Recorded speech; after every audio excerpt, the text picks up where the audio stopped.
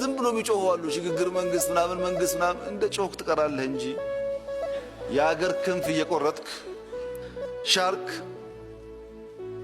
የባህሩን ከባቢ እሱ ያለበትን የባህር ጫፍ ሲያናውጥ ባህሩን በሙሉ ያናወጠ ይመስለዋል። በዛ አካባቢ ደግሞ ያሉ አሳዎች ባህር ሳይሆን ዓለም ተናወጠች ይላሉ። እንደዚህ አይነት ኢሉዥን ጥቅም የለው። በስራ ሳይሆን በጩኸት ለውጥ ይመጣል ብለው የሚያስቡ ሰዎች የሚፈጥሩት ችግር ነው። በአንድ ወቅት አንድ ሳይንቲስት ነበር።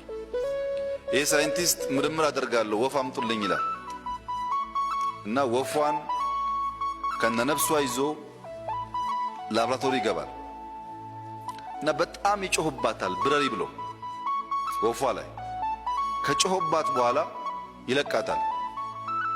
እዛው ቤት ውስጥ በረረች። መልሶ ይዛትና ክንፎቿን ይገነጥላል።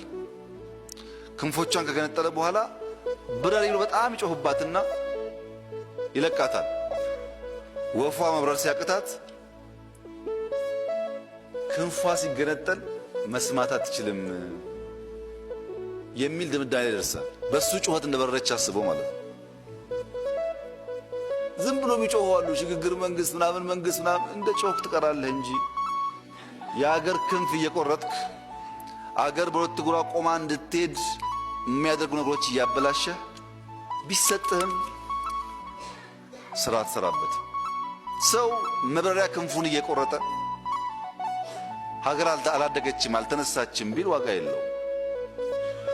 ቢያንስ በናሽናል ኢንተረስት ላይ ቆሞ ክንፏን የማይቆርጥ እግሯን የማይቆርጥ ሰው ሆኖ መራመዷ ይፍጠንና ይስከላ ይነጋገራል እንጂ እግር ቆርጦ ካልሮጥክ ክንፍ ቆርጦ ካልበረርክ የሚባል ነገር ብዙ የሚያዋጣ አይደለም። እንደዚህ አይነት ፖለቲካዎች በስፋት አሉ።